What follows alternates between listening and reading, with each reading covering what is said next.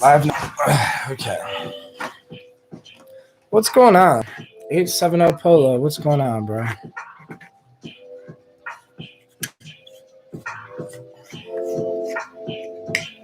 Figured I'd smoke, talk, vibe.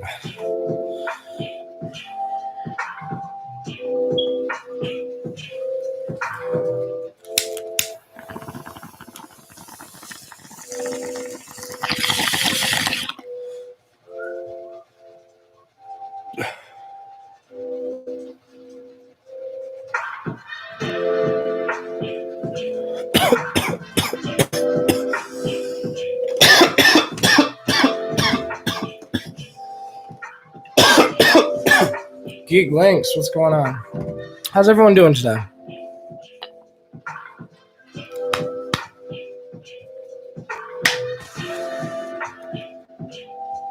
Fuck yes. I'm just smoking on some old-fashioned cannabis flower. But definitely some good weed.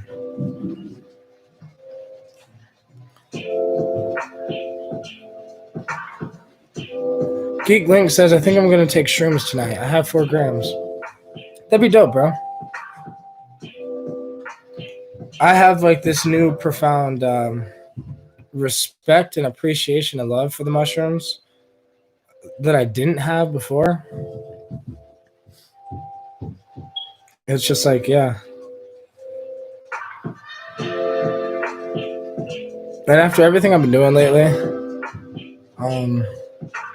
yeah, I did say hi, 7 Polo. As soon as the live, I don't know if it caught on, I don't know if it was recording yet, but like I could see the hi before I even clicked live. But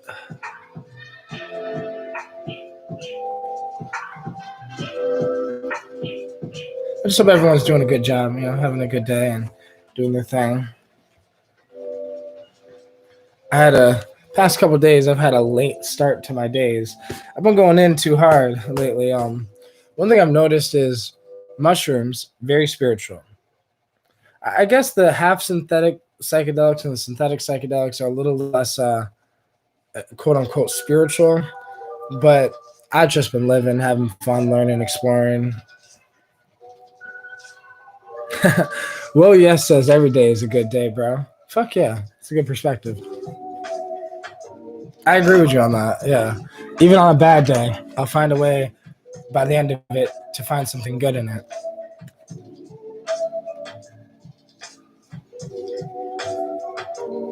Geek Link says, I might actually start a YouTube again because I know I keep saying I will, but I got a few ideas. The best thing is just to start it in a sense.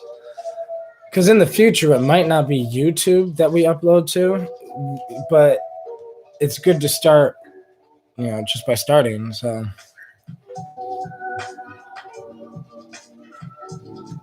Because at this point, I'm just attached to making videos. My problem is I like live streaming a lot more than I like making videos. Because I guess I like the fact that there's actually somebody there watching it. And to me, it doesn't matter if there's 3 people in a live stream or 33 people in a live stream. I mean, it could be one person in a live stream. It'll be more a personal one-on-one conversation. But eventually, I'm going to learn how to work this live stream more and start adding people like into the live stream and have their camera on so I can actually talk to them and go from there.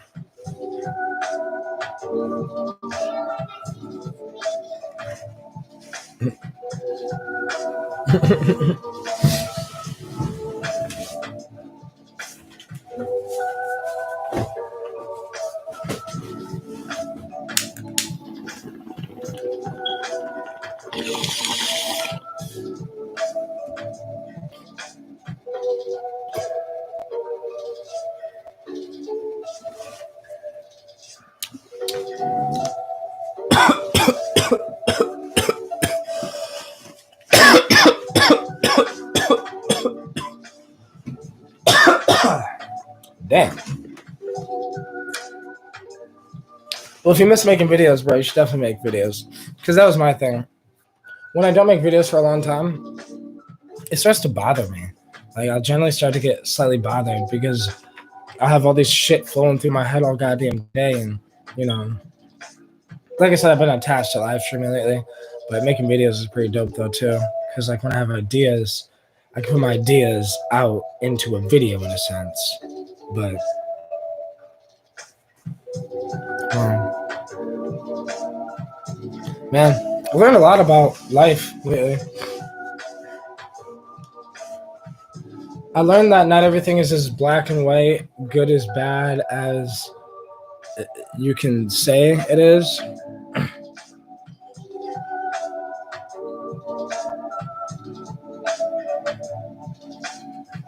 Geek Link says, everyone in my family wants me to go to college and earn a dumbass degree just to make money and maybe retire by the time I'm 70.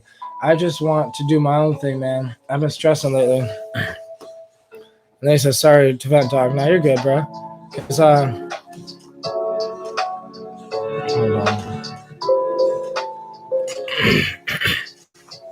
Because reality is, like, you need to do your own thing.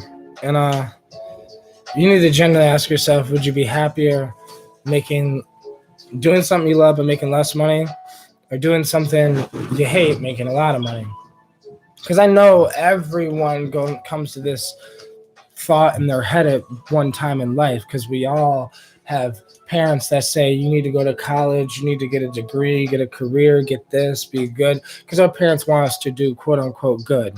But the quote unquote good to what's in their head is different than what's in our head. We live a completely different life than them, and what will make us happy might make them miserable. And these are our family, our parents, our grandparents, our uncles, our aunts, our sisters, our brothers. But reality is nobody is you, and only you know what's right for you. It's a fucking feeling.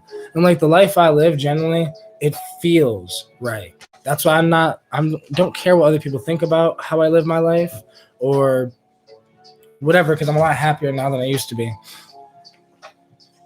It's insane. It's really insane. And some people just want you to be comfortable. They want you to be safe. And our family wants us to be safe. They don't necessarily want us to take risks. You know, like your mom doesn't want you to risk everything for something great. She wants you to go somewhere comfortable so you can be safe and comfortable, because that's what mothers do in a sense. But you just gotta follow your heart and soul, man. You gotta follow you, because that's generally what I do. I don't listen to outside information when it comes to what I feel. Like somebody can say do this because it makes them feel good, but if I do it, it makes me feel bad. Their information is wrong. Because yeah, it's that weird thing. You'll know why you're here. You're like, we all in a sense know. We avoid it because the world around us, but we avoid it because of other people's opinions. We don't want our friends to judge us or people to look at us weird. Or we're all fucking weird as shit, but nobody wants to be themselves. So we get a bullshit job, we conform, and we be what everyone else is.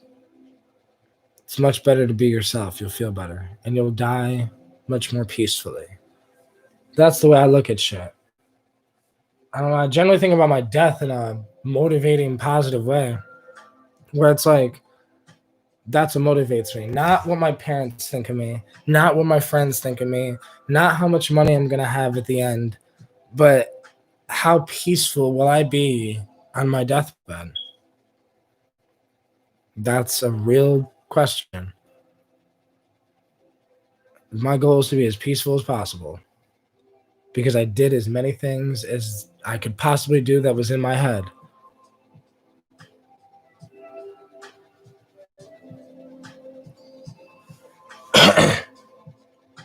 And like Geek Links, I could say it's the same thing to you. So sorry to vent, dog. I can say the same thing. All I do is just talk, rant, vent, flow. I don't know. You said psychedelics have told you not to worry about material possessions and to be happy with life as it comes. Bitches and things won't make me happy. I guess I get what you mean. But it's also that perspective where it's like it's this weird thing where the mind attracts what it is, not what it wants. So like we want to be happy, but we don't want what it takes to be happy. It's this weird thing. Because yes, like that's kind of why I follow my life. And some people say it's fucking crazy. I follow advice from psychedelic plants and psychedelic drugs and substances. But that advice has gotten me where I am today. So it's okay. Material possessions will come because material possessions aren't real. Nothing's real in this world unless you believe it is. It's this thing in the head. So it's like H70 Polo says weed is an instant happiness. Now, in a sense, I would agree. And I don't know, there's this weird thing where I'm good if I got myself some weed, this, that. There's certain materialized items that I would say I need to be okay. But these are also plant helpers, plant teachers. These also, we've been manipulated and told that these are drugs and that whatever. But these are, in a sense, friends from other dimensions, friends from higher dimensions that can generally help us, and the molecules can help us physically and spiritually, and they give us information. And there's so much shit that plants do to us, it's ridiculous, and we just call it a high. But yeah, happiness is complex. Happiness is being content with what you have, but knowing you could be better, and pushing and striving for that better, and seeing that progress as you get better. That will make you happy. If you look back a week ago, a month ago, 6 months ago, and you're a smarter, better, more wiser, whatever person than you were, let me tell you, you'll be happy as fuck. It's when you look at your life and you see that you're in the same place you were 10 years ago. That's what gives people depression and anxiety and misery and yeah.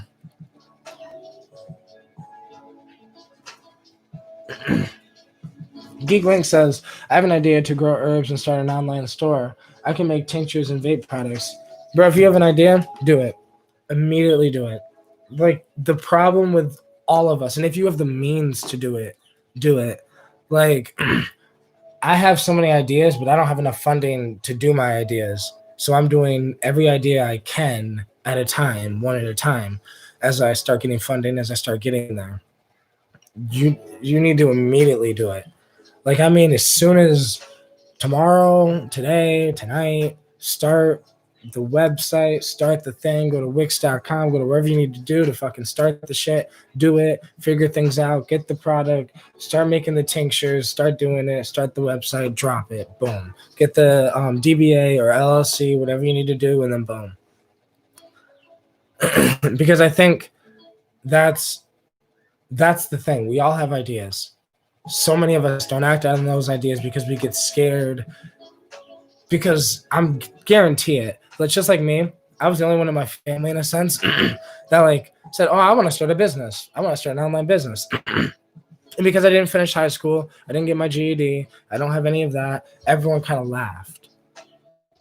But when I did it, everyone was like, because I sat there for 6 months building a website. I sat there for 2 years learning business and watching videos and learning nonstop. Because in a sense, my ego's weird. When somebody says I can't do something, I'm going to prove that I can do that shit better than the people that usually do that shit.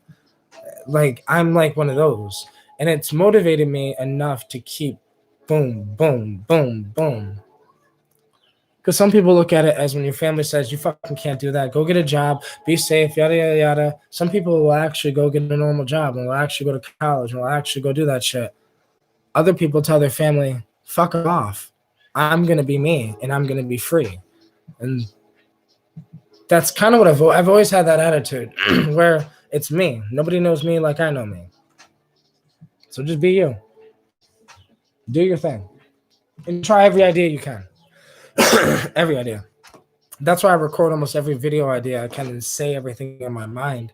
Because there's some videos that some people will say, this is kind of boring, I'm not interested. I didn't make the video necessarily for people to be interested. I made it because it was an idea that I had to get out, or I would never get it out. So it's like the video ideas and speaking and thinking and flowing out the mouth is no different than saying I want to start a business and doing it.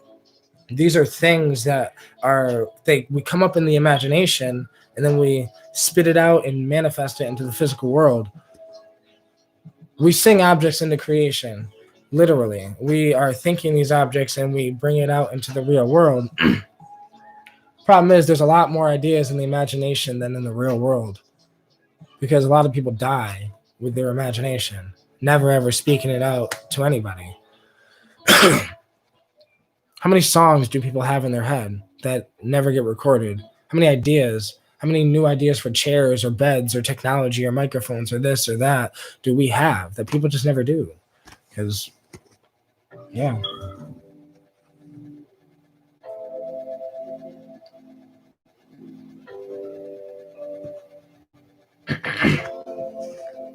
H70 Polo says we should all start out with $1 million. I agree, but then the fucked up part about money is it's not real. So if we all start out with $1 million, that $1 million might become the value of $10. Because inflation and all this weird shit that we have with money, because it's our idea of what it is that makes it real. It's just this weird shit. Geek Link says I got $9,000 saved up. Probably 2,000 of that would go towards me moving out, and I'll be left with 7,000. Do you think that would be good seed money?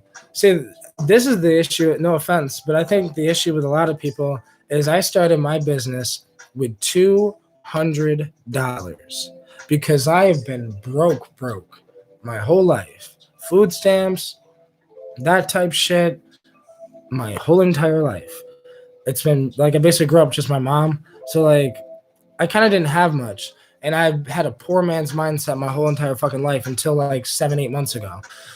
So like I've been broke. So I only got like a couple $100 saved. But when I started my business in 2018, I got taxes. So then I got $1,000 worth of kratom. But then I didn't have a website or anything. So I had to spend money, and I was eating the kratom, whatever. So I had about 10 kilos of kratom to start with by the time I started my business left. And I had $200 in my pocket to actually launch the website and do this shit. And then boom, I bought like $20 worth of packaging and some stickers and this and that, and, gloves and, this and that. And I started my business with $200. And what I mean is, the money's not the problem. It's the resourcefulness. It's the ability to, if you had $9,000, $7,000, or if you had $500, you can do the exact same thing. You might not be able to start with 50 kilos of your product. You might have to start with 5 kilos of your product. And then you might have to shut your website down for 2 weeks as you're waiting for your product to come. Because whatever, and then you have to buy more product, and the next time you buy 10 kilos, the next time you buy 20 kilos, and whatever, and then you might have to work your way up. But it's just the ability to just start, to just hop on your feet and start running. Not even worrying about, like, whether you're going to trip, fall, legs going to hurt, doesn't matter. Just get up, run. Because my first business failed. Yeah, maybe it's because I didn't have enough money. Maybe it's because there was so much shit. Like, it was harder than I thought. I have no idea what I'm doing. I have no business experience whatsoever.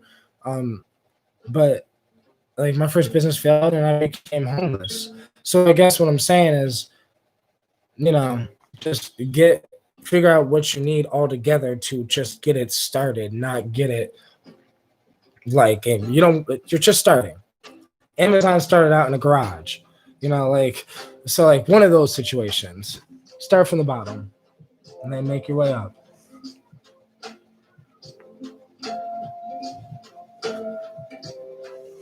Now, Geekling says we should have universal income. I agree. This is a weird thing. I agree, but it's complicated. Universal income, I'm worried that it will make people lazy. I'm worried that it will make people too comfortable. And I'm worried that the meaning of life isn't to be comfortable. I'm worried that the human species is going towards something that will make us weak. And I think that all of us have the possibility to be some fucking supermen, but we're being manipulated to be more reliant on the system, because my whole life I've been reliant on the system. I've been reliant on food stamps, and my mom got a disability check once a month. So like, like I remember my childhood. I remember these things, and this was life for me. So like the way I look at it is, now that my mindset is out of that, where I'm not reliant necessarily as much, I'm still reliant, but not as much. I'm slowly becoming self sufficient and self abundance. This thing, it's making me realize that the system doesn't teach us to start our own business. The system teaches us to go be an employee at someone else's business. The the system is only there because we need them.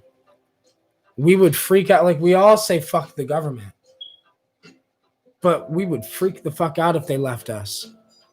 We would all freak out if hospitals left, the government left, like Section 8 went away, food stamps went away. If everything went away and we say fuck the government, really, we don't need y'all, we'd realize that we need them a lot more than we'd like to admit. And yeah, the whole system's weird. So like, yes, I like the universal income idea. But the world's really complicated. Too complicated to simplify, you know?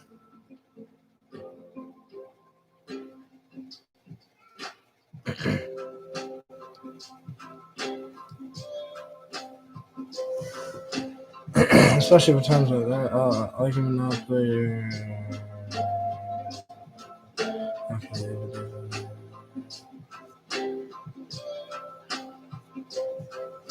And the weird thing is, I've watched a lot of entrepreneurs talk, I guess, or whatever, and how they talk about how they've been broke before, but then they just make the money right back. Because that's the thing. Like, I know how that if I'm broke right now, if I lose all my money right now, I can make my money right back. I get that there's a mindset thing along with not just like, why do most people that win the lottery end up broke? It's because they don't know what to do with it. It's in a times like this, right, with the corona, with everything's fucking up. I definitely think that we need something different, but it needs an education thing. We need to start teaching people how to grow food. We need to go back because we might end up fucking up the planet and going back. So we need to start teaching people other things, how to save money, how to invest, how to start businesses, how to grow food, how to do this, how to sew, how to what the fuck, I don't know. It's a lot of shit. But to each his own, you're right. Boya says simply, hold on. Boya says, I'm a different type of person. I would rather work for money than start a business, simply because I don't feel I could run my own business. Now, I feel like you only feel like you can't run your own business because you don't have that knowledge. But if they taught us in school how to invest money, how to save money, how to do this, how to do that, you would feel differently about that. You would say, well, I learned in school that if you just start an LLC, you buy some products, you can sell it online, you can do this. And with the internet today, and also if you don't know something, don't be embarrassed to say, I don't know, and ask YouTube, because that's what I do about everything. I'm not scared to look stupid. I love looking stupid. I love being the dumbest one in the room, because then by the end of a conversation, I'll be just as smart as everyone else in the room, because I listened to everything I didn't know. And like, that's what kind of acquired me, because I don't have a GED. I could barely fucking read. All the books I've ever read have been audiobooks because I can't really read that well. It's hard for me to remember what I read and whatever, and you just have to know yourself and know that you might have to learn differently than others, and you got to want it bad enough. But you're right. I mean, everyone has their own thing, but and in a sense, maybe I hear Gary Vee say all the time that the number 4 at Facebook did better than the number 1 at at the Facebook that failed type shit. So like a social media site that failed, even if it was your business, the person that's like, I don't know, some secretary at Facebook made more money than you. And that's real, but you just have to find your place. So, it all comes back to feeling. And maybe starting a business isn't your thing, but maybe working at McDonald's isn't either. Maybe you'd rather work at, I don't know, some business firm. Maybe you'd rather work in a business, maybe not start your own, but maybe I feel like you have to find your own thing. Maybe you're a fucking radio DJ. Maybe you're an inventor. Maybe you're, I don't know, a painter, something. But I definitely don't think we're McDonald's workers, like any of us, genuinely. I think these jobs that can be taken by robots will eventually be taken by robots for a reason, because humans are not supposed to be doing things that can be done by a robot. If we could build a robot to do it, I think we should do something else then. Uber driver. Yo, what's up? Red says, hey, I got a question about DMT. What's up? Red says, I know somebody who smoked DMT more than 50 times, but never met entities. I always met entities when I smoked DMT. That's interesting. Or maybe it's a dose thing. I've smoked DMT many, many times, and I've interacted with entities almost every time. Sometimes the entity is the whole experience itself. Like, the whole fabric of the visuals of the space itself is an entity, a consciousness of some sort. Sometimes they're like little noodle beans that are like kind of wavy. Sometimes they're different entities and whatever the fuck. But I feel you. It could be a dose thing and it could be a personal thing, because I have a friend who smoked DMT with me many times who's never had a breakthrough, even though I gave him the same dose as me that gave me a breakthrough. So it's also on like a personal thing, as in, do they know how to let go in their head? Do they know how to shut off their thoughts for a second to be able to hear another entity? Because when people smoke DMT, some of them are just in their head screaming at the top of their fucking lungs in their mind, just like, oh my fucking God, holy shit, holy shit, holy shit. And how could you hear anything speak to you if you're just in your head screaming, holy shit, holy shit? It's the ability to be able to hear it as the DMT is whatever. And that's why smoke DMT is really complicated. And that's why I've had to smoke it hundreds and hundreds of times to be able to even really talk about my experiences, because I can only bring back a little bit at a time, each experience, because it's so fast and so whatever. But it could just be a personal thing on their journey. But yeah. Dirty Dan, what's going on, bro? Uber driver says, bro, do you think you have to do a ton of DMT, or if you do a little and you feel like your glass is filled enough, now you can communicate with the eternal through old school spiritual method or whatnot? Honestly, I think with DMT, it's a dose perspective, because it's so short. I think that because you smoke it and you only got 5 to 15 minutes to be able to get the whatever. And really, DMT is the first 3 minutes of the DMT experience is the most insane, and it will have the most information. So really, I think it requires you to smoke a lot, because there's a difference. It's a whole different experience. I mean, if you smoke a little bit, it's more like you did 5 to 10 grams of mushrooms visually, like the visuals are, but you can still see the room. You're still here. You're still you. To really have that breakthrough on DMT, it's that point where you think you had enough, your friend needs to encourage you to take one more giant hit. That point where you're like, no, I'm fucking good. You're not good. Your ego is preventing you from taking that last hit that'll rip the ego to shreds, in a sense. So it's like, with me, I always had like, they call it an anti-gravity, but some people call it a lung. It's a 2 liter. You cut the bottom of a 2 liter. You attach a bread bag to it, and you kind of pull the bread bag. And like, I would always smoke DMT that way, because that's an immediate breakthrough. I have really leather lungs. I can fucking inhale a lot of smoke at once and hold it. So it was much easier to do it that way, because I didn't have help with people to help me take that last hit. Um, so a giant bong rip of DMT with like 60 to 80 milligrams. And see, that's the thing. It depends on your dose and where you want to go. The lower doses, I called them sub breakthroughs, which is like all the different rooms and tunnels and places that are inside of the DMT vortex. There's like little pit stops through the vortex, you can say. But then there's past the vortex, and there's past that, and there's even past that, and there's where you become God, and you could forget your name, forget who you are. You could think you died, think you were gone for thousands of years. There's so much shit in DMT. It's not just one trip. It's not just the entities. It's not just the city of light. It's the entire fucking universe. It's, yeah, based on dose perspective, too. 70 milligrams can take you to a completely different place than 20 milligrams, but both can teach you something.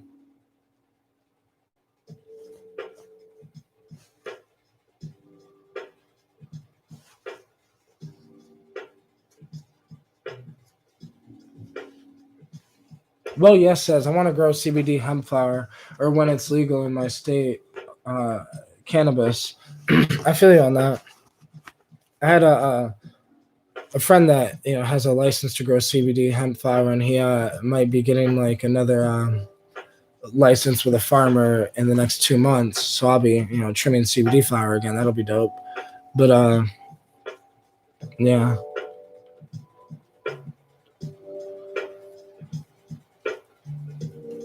That's a really great question. You said, what would happen if a person who was born blind smoked DMT? That's a really, really, really great question. The problem is, I think they would see exactly what we see. The problem is, I don't think they would have anything to describe it as to base it off of like we do, though. Because they wouldn't say they seen colors, because they have no idea what the fuck colors are. They wouldn't say they've seen shapes, colors, patterns, this, that, beings, entities, light, because they have no idea what any of that is. They have no point of reference to say, it reminded me of the sunlight that I see, or reminded me of the way that I see it, because they've never seen anything.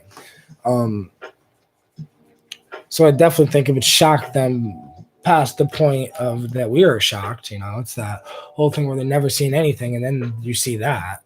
But yeah, I don't think the retinas in the eyes or the corneas or any of the problems that people have maybe with being why they're blind would cause the pineal gland not to work, in a sense. I don't think it would blind. I don't think their third eye would be blind. Jacob Cook, what's going on? Says, what's up, Mark? I often stumble across your late night intoxicated rambling. I enjoy hearing your opinion because of the sheer amount of DMT you have done. I appreciate that, bro. Sometimes late night, I just be getting like herbed as fuck, high as shit. And like, I'm just like live stream and talk around. Well, I'm pretty high right now.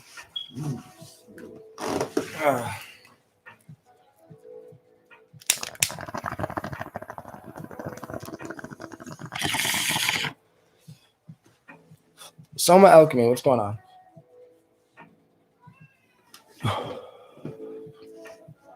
Soma Alchemy says, crazy experience with wild lettuce and cannabis last night. The stars started zooming in and out. This stuff is very entheogenic. I agree.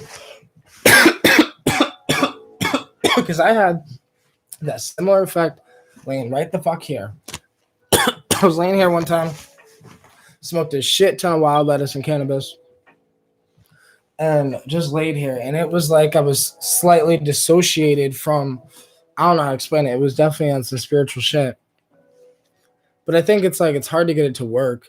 Wild lettuce is a hit or miss thing. Even from the same extract, I've had times where all I'm feeling is a slight opioid-like feeling, like a slight wavy, feel-good feeling. But other times I've just tried to go in with it and smoke and smoke and smoke as much as I can at one time. And that's when you can really feel it. But yeah. Geek Link says, dude, this is so trippy. Imagine what would it be like to be blind? Like, would it just be an empty void, but you can feel yourself somehow moving in that dimension, but yet you are in this plane of existence. That's fucking interesting. That's an interesting perspective because you wouldn't necessarily know the universe you're in. You would still, it's kind of like being in a void, yeah. But you know you're moving in this void, and there's things in the void, like tables and buildings and this, but you don't have. It'd be pretty crazy.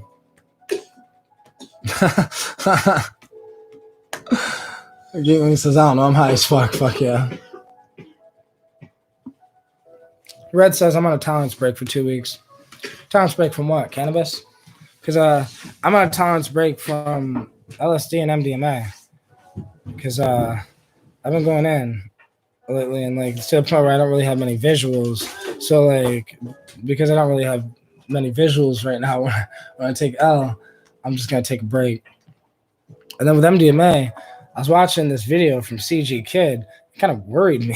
And I did some research, and I was like, okay, with MDMA, you can actually build a permanent tolerance in a sense. You could damage your serotonin receptors. So I'm generally going to take a break from that for a little while, just so I don't, whatever. But I also take things like motherwort and things like that are neuroprotective and that help with this and that. And, so, yeah. Fuck yeah. But the way I take tolerance breaks from cannabis is I take a wax break because I usually smoke shatter and wax and all that all the time. But I've been taking a wax break for like a month now. It's just smoking cannabis flower. Uber driver says, have you ever crossed DMT in salvia? No, but the thought has crossed my mind. But salvia is just something that I've only done 3 times because I'm not really interested. It just doesn't really interest me. And besides chewing the leaf, maybe, but it just doesn't really interest me by smoking it. Bro, you said you did, and you saw the Goldfire World and People. That's interesting. Was like home but crazy. Then when that wore off, went to the clown circus life-size pinball room. I guess I know what you mean by the clown circus life-size pinball room, but that's fucking insane. I bet that was absolutely insane. Because the thought has crossed my mind, but yeah. Jacob Cook says, yeah, MDMA is heavy. Makes me depressed. Makes me mad depressed. Now, I feel what people mean by that, but all I am is more emotional, not necessarily more depressed. Like, because I'm really happy in my life. Like, but I can see that because I've been doing MDMA often, like I was doing it every other day for like 6 days, then I did it, then I waited 2 days, did it again, then I waited 5 days, did it 2 more days in a row. Like, I was maybe not a way you should probably do it, and do not do MDMA whatever that way, yada yada yada. But in a sense, the feeling that I had, the MDMA crash the next day, which was yesterday, I was just tired. I slept in way later than normal. I was a little drained. I used coffee, motherwort, and kratom yesterday to help me and pick me up. Today I just used coffee and cannabis to pick me up. I just do my thing,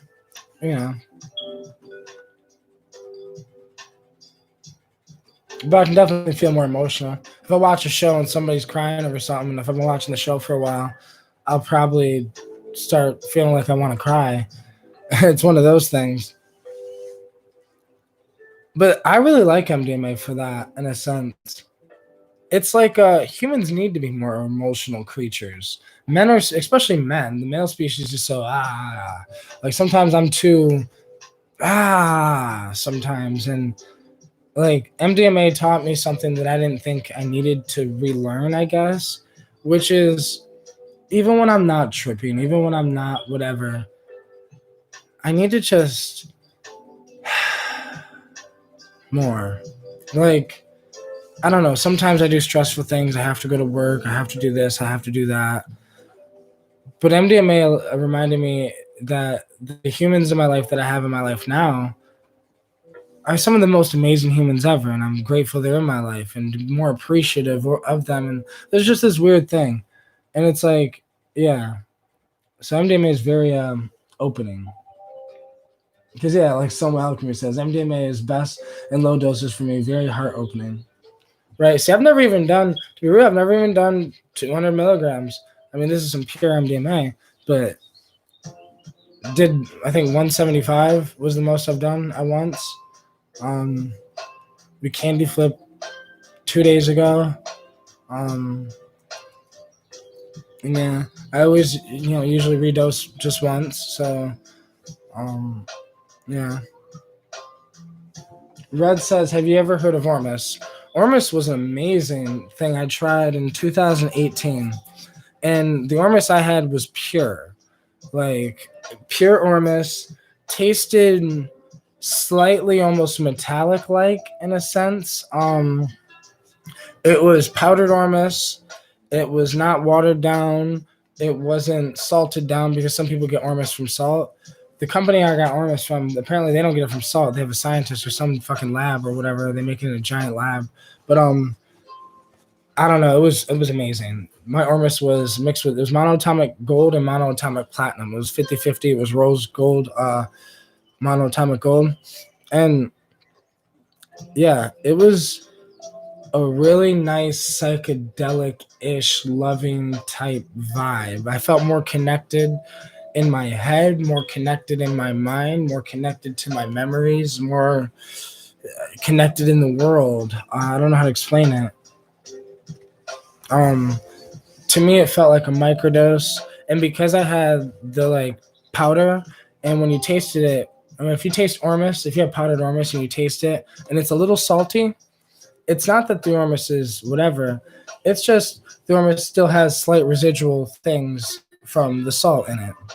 Maybe potassium or maybe something like that, whatever. Some sodium or whatever.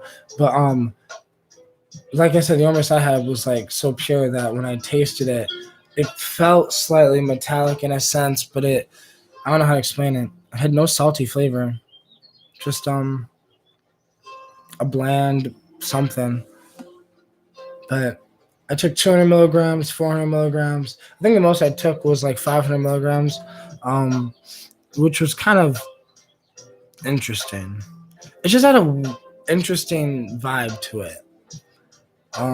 But at the time, I was taking so many different herbs, so I had to stop taking all the herbs that I was taking to experiment with it. And I was like, I like taking, kratom and motherwort and blue lotus and wild daga and clip daga and all these other things. I take psychedelics also, so like I kind of stayed away from Ormus because some people have said that Ormus can cause a psychosis. It can induce psychosis, so not to mix it with psychedelics. And I've read a lot of things about it, and so I was just somewhat cautious with it. But it's a very interesting substance because it's gold. It's the drug that they can never make illegal if they tried, and it's also a monoatomic substance that's like a fifth element in a sense. Like it's so fucking crazy. But yeah.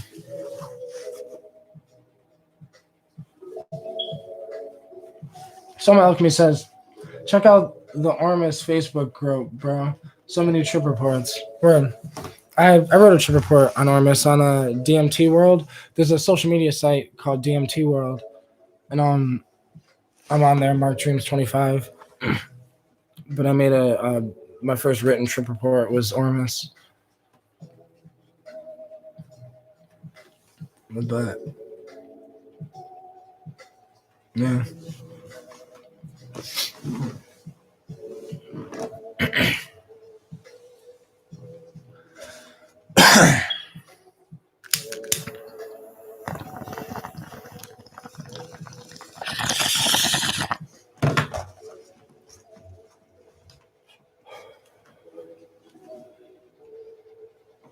Ooh. So I would almost put Ormus in the similar category as MDMA and psychedelics and things like that.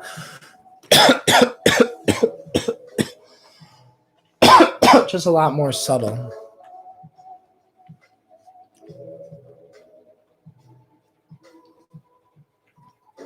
Geek Link says, I did a whole bottle of Ormus. Gave a gritty texture to my vision with tracers similar to when I had HPPD. I would agree with you. Yeah.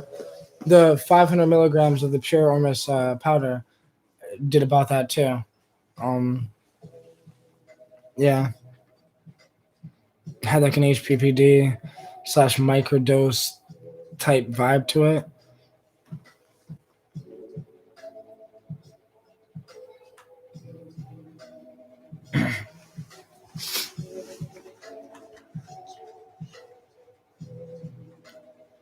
But yeah, now I'm high as fuck. Feel nice.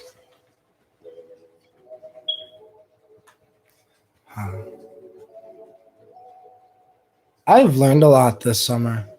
This year has been.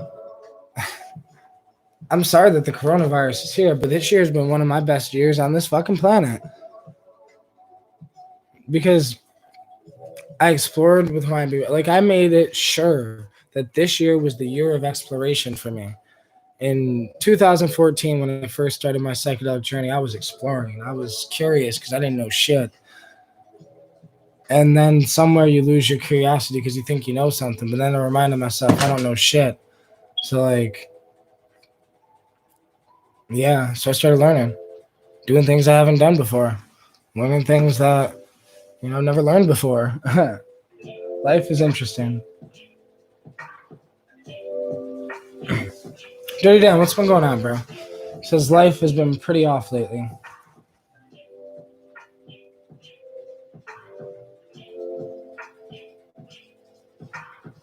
Uber driver says I can't get high off weed anymore because I'll get fucked up on visions kind of from the DMT.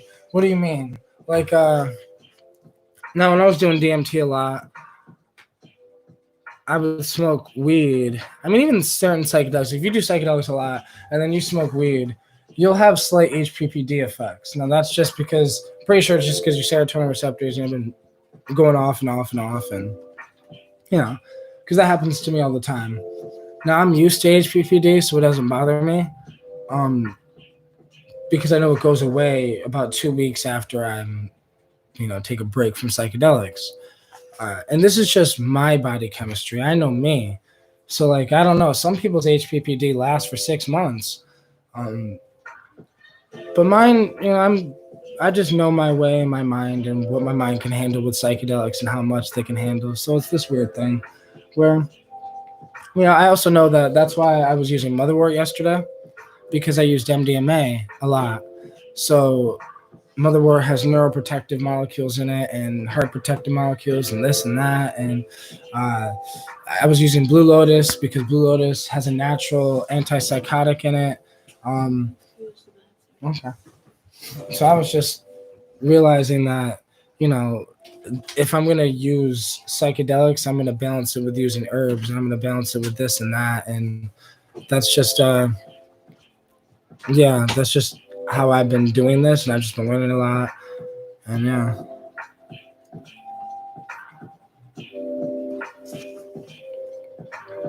Uber driver says, like, my brain will fly away on bullshit that I only saw or was aware of with the DMT. Maybe schizo. I wouldn't say schizo because I would say I'm now aware that behind my eyes there's a whole other dimension there. There's a whole other reality that exists inside of our mind. And if we can meditate long enough, in a sense, you can get there, part of there. But Dirty Dan says, how was the MDMA, Mark? My favorite effect is my eyes rolling back. The MDMA was absolutely beautiful, and I've done it a lot more than I should over the past, 2-3 weeks, but that's been life. But yeah.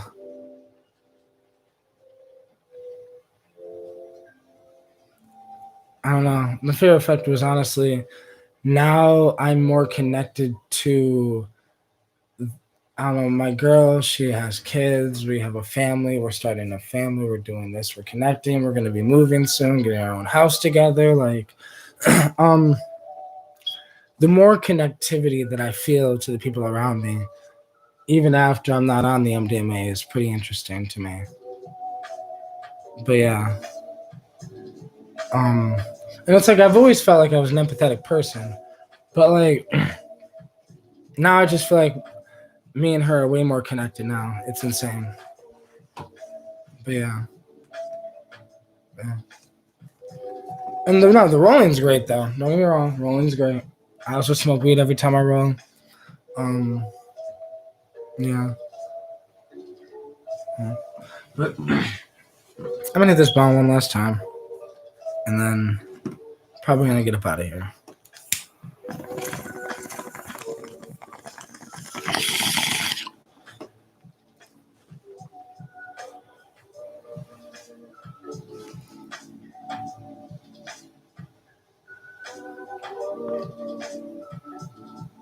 But yeah, I hope everyone has a great day. I'll probably be dropping a couple videos today. So I made some videos yesterday and the day before, and yeah. But I hope everyone has a great day.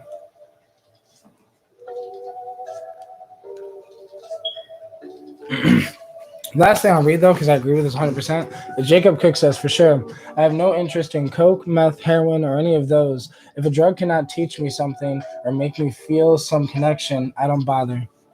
Me either. I agree with every word you just said. I've never done coke. I've never done meth. I might have accidentally tried heroin because I used to sniff Percocets and Vicodin in like 2015. But besides that, I would never do that intentionally because I agree with you. If it can't teach me something or connect me, I don't want it. Keep it away from me. Not interested. I'm a learner. But yeah, thank you guys. Much love.